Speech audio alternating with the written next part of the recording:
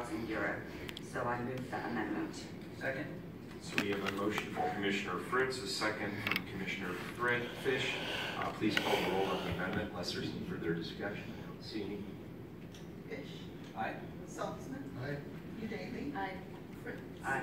Wheeler. Aye, the amendment is adopted. And Zelene Nunn of Bolton Parks and Recreation is here if anybody has any questions. Colleagues, any further questions? Any public testimony? I did not have a sign-up sheet for this. Please call the roll. If anyone wants to testify on this. I'll testify. 2 minutes, please.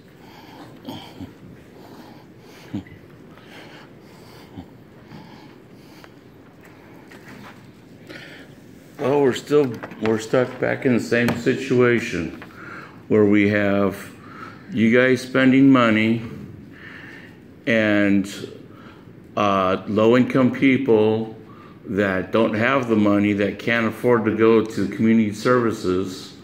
You'd be better off offering free scholarships to low-income people than you would be to buy a house.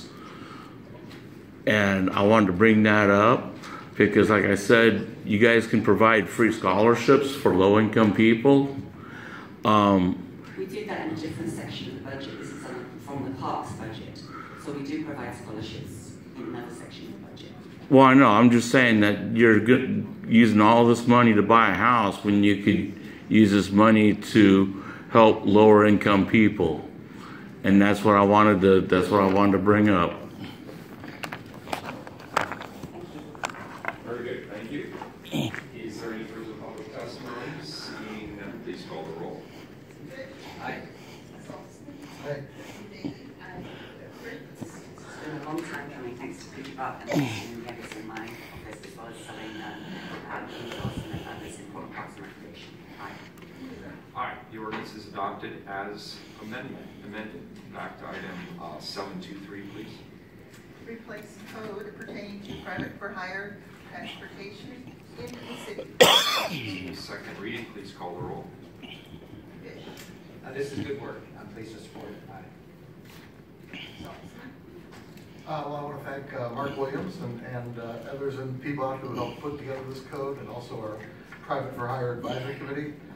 This does a lot of good things, establishing the wheelchair accessible vehicle subsidy program to incentivize more drivers to participate, to serve those with disabilities, and a lot of other good things as well. So, good work. Aye. Udaly. Aye. Fritz. Thanks to Claire Isaac in my office who continues to follow this process. That's aye. Wheeler. Aye, the code replacement is adopted. Next item, please, 724. Accept report on gender neutral documents and policies. Good morning. Good morning. My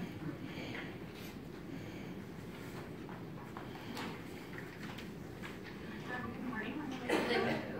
I'm a deputy city attorney. I'm Linda Ha, a senior deputy city attorney, and this is David Reese, the assistant director of human resources.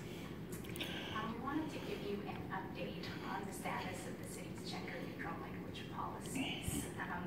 Just by way of background, this was a resolution passed in December of 2015.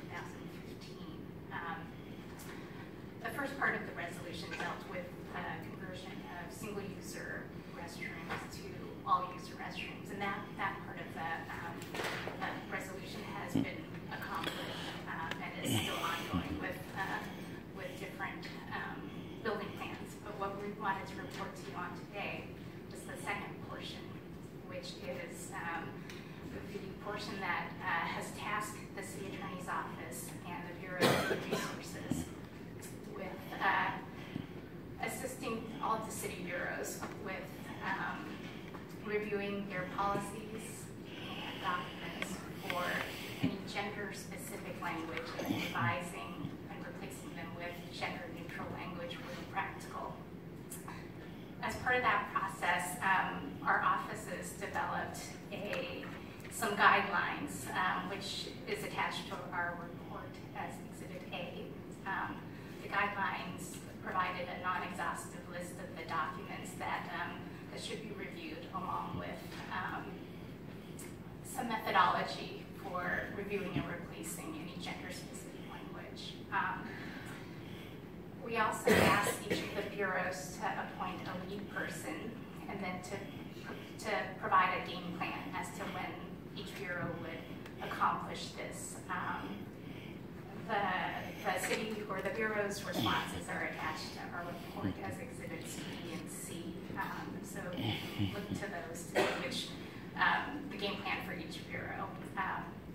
Based on those responses from the bureaus and then also from a couple of meetings that we had, our offices came up with some recommendations, which I'll have Linda talk about.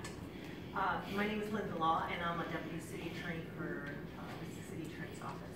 And so, on behalf of the city attorney's office and the Bureau of Human Resources, we compiled the information and are making particular recommendations to council. We would ask the council to direct staff to develop some recommendations for citywide training plan so that whatever is the way to carry out this particular policy, we have education to support that so folks can understand why they're doing whatever we're directed to do.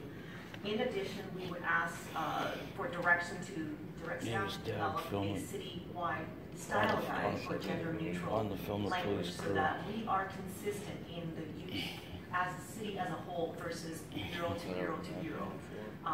That's important because that's the first time we want to over have that one someone the shattered the same back respect window. for people across There was the a board. group that shattered the back window. Finally, we want to get they were all clarification white, and further and they used the instruction N-word.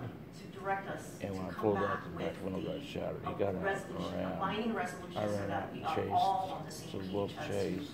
what to Someone do pulled a in knife and stabbed terms of him. the education and the style guide. On behalf of Anna Kent with the Bureau of Human Resources, I'm David Reese, Assistant Director. We wanted to add our support to the work that's gone on and to particularly recognize the City Attorney's Office for finding the staff and support to continue to participate in this project as well. I'm happy to take any questions. Very good. Colleagues, any questions? Well, let me say, as the author of the underlying legislation, I really appreciate the work you've done to bring it forward with the full support of Portland Parks and Recreation. As you've noted, we've converted over 600 single-stall restrooms to all-user restrooms. And now we're actually engaged in a community-wide challenge to engage folks outside of the city. The one question that I would have, because you posed some questions here, is you know, in light of the work we're doing on boards and commissions, which is going to be require some bandwidth, and thank goodness Judy Prosper is coming back soon. But in light of that work and some other things we're doing, at some point there's a bandwidth question about how much we can do it, how realistic is it we can do it within a certain time frame. I mean, I would turn around one of the questions here and say that you know, yes, I think we need uniform standards. I think we need a style guide that everyone can follow, so we have consistency. But I also think we should set realistic dates and goals, because ultimately there's a lot of work to be done on top of a lot of other related work. And I just want to, I don't want to keep adding things to the city attorney's office and just expecting that you can do that on top of everything else you're doing. So I think we want to be guided a little bit by what you think is realistic. And setting time limits that give people a chance to appoint staff folks to go through all their documents, make changes in a reasonable basis, and at some point be able to declare that across all of our bureaus and platforms we have a consistent way of addressing gender.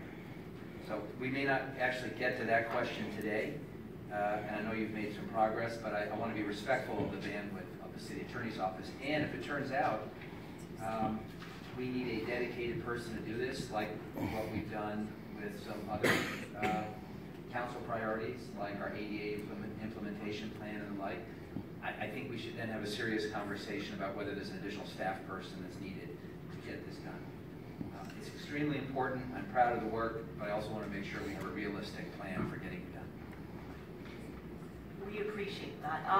And that's why part of the conversation that we need to have would be with the respective bureau liaisons that's been tasked to be the lead for their bureaus on this particular subject. And we want to also engage other important people, such as the equity managers for the bureaus, or equity persons, or people who have those particular interests, such as the folks in D.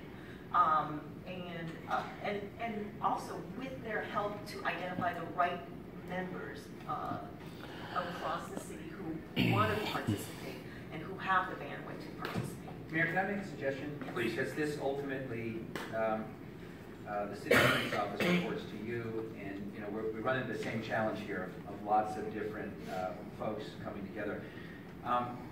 Because Tom Reinhardt has an important role here as the CAO, and because of the interest that I have in our office, what I would suggest is that we pull together the meeting of the people who have been designated by offices and bureaus as the person who's working on this, with the equity managers that we have, and OMF led by Tom. I would like to participate. And I think we should have a meeting this summer to actually go through these questions and then come back with recommendations to council. I think that will give us a more realistic sense of what we can commit to, and also whether we need additional resources to meet the goals. Very good. And did you want to volunteer, Commissioner Daly, for this? I think it's a great idea.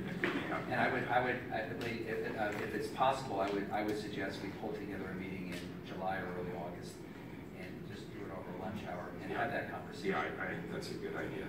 That makes a lot of good common sense. I'll make sure we take care of that. Very good, colleagues. Any other further questions? Is there any public testimony on this? Yes, we have two people, Mimi Kerman and Star Stofford.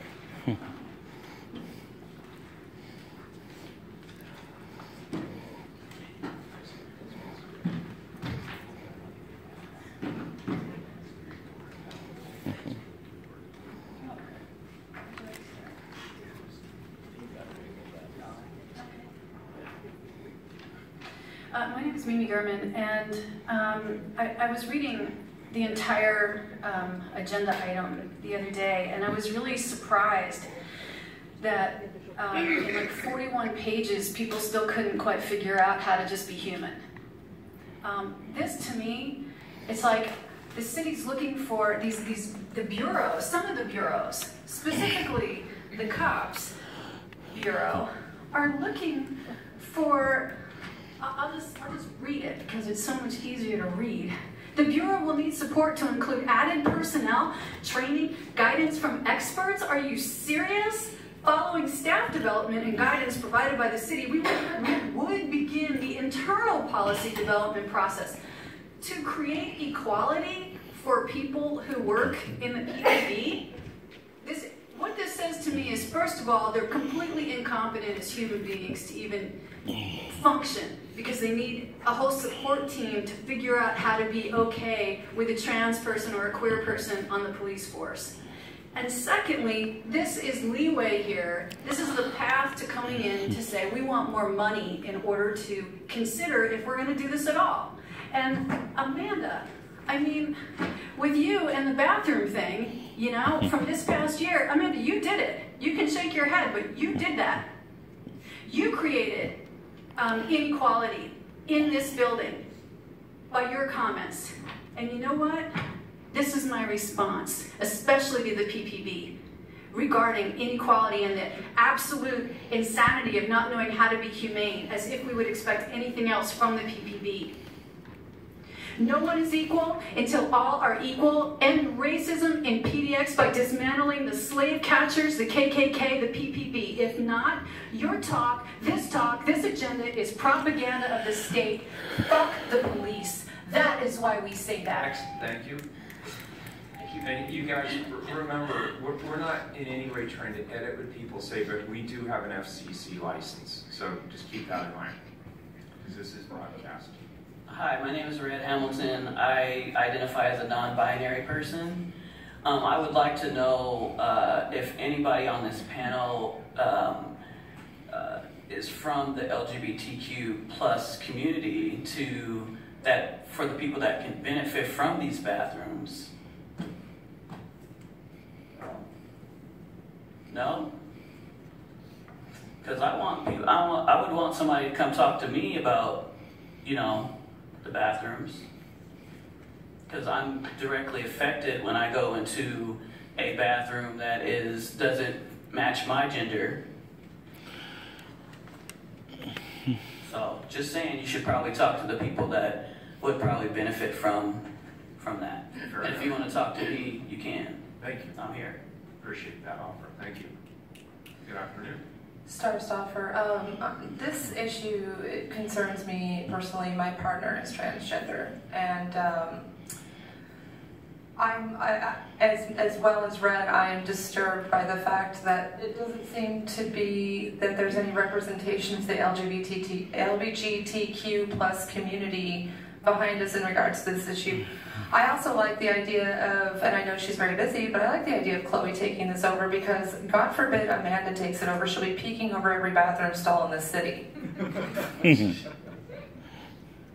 Shame on you. This reads very much like Jim Crow laws against black people. Whites only, coloreds only. Only now we have men only, women only, and trans. You better hope that you choose right, and you better hope that you do so in an area where you might be safe to make a wrong choice, because otherwise it could get you killed, or a politician could peek over the stall and violate you in a sexually exploitive way, or. We need to be talking about this in the sense of humanity. We're talking about this in the sense of policy and how we're going to write this up and expert training. You don't need expert training to treat people like human beings. Right. Why are we spending all this money? Why does the PPP need money to treat people like human beings? That's very telling about the PPP. I believe we've been making that complaint about them for a long time now. And they just admitted it right there in what she read. They have no idea how to treat people who are different genders, who do not identify as what you see immediately, or who are not white, like human beings. They need expert training on that. Well, I think they need expert training on how to pull their heads right out of their butts. It's ridiculous. I'm disturbed. I don't trust this council to do the right thing. I mean, she's sitting on this council and she peeks over stalls and violates people's privacy. She's transphobic. That's fine. Thank you. Next, is there any other public testimony during that? I'll take. Yeah, I want to say something on this. Sorry, the record's closed. Please call the roll. Solzner. Aye. So you close the record because I want to go up and say something. No, the record's closed. You didn't sign up. I learned a lot about this year about the mistake that I made and why I regret the harms I caused. I don't regret what I was able to do, and I completely appreciate the people who gently and graciously brought issues to my attention so that I was able to understand better. I appreciate the way that this, the recognition that some of us are at different stages. There does need to be education and training and inclusivity. I'm sure that Commissioner Fish has been, I know he has included people from many different communities in the planning for the work that he's doing, and I appreciate that very much. They didn't treat Eli like that. Correct. So thanks to our city attorneys and the team working on this. I appreciate the progress we made, and as I said, I've committed to participating in a meeting this summer with the various stakeholders and to be convened by Tom Reinhardt to address a couple of the questions that you posed about bandwidth and timelines and consistency. And then I'd be happy to bring those recommendations back to council after I brief them there. Thank you. Wheeler.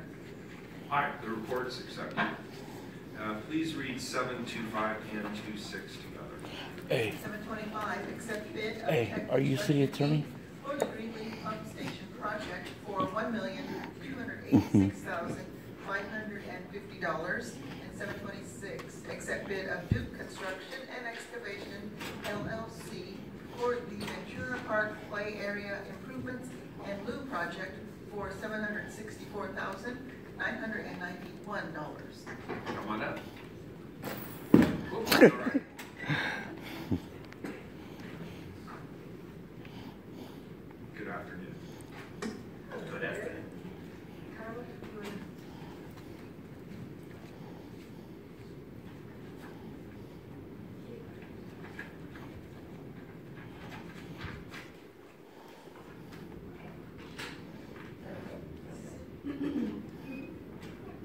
And you're doing these in order, I see, Greenleaf and then Ventura Park, or however you No, they're gonna have it backwards then, if you're gonna. That's either way, it's fine.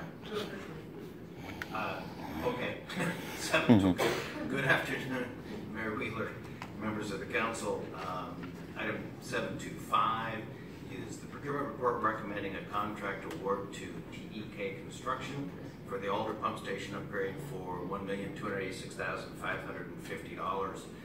The engineer's estimate for the project was $1,275,000, and the Bureau's confidence level was moderate. The project was advertised to the city's electronic procurement system.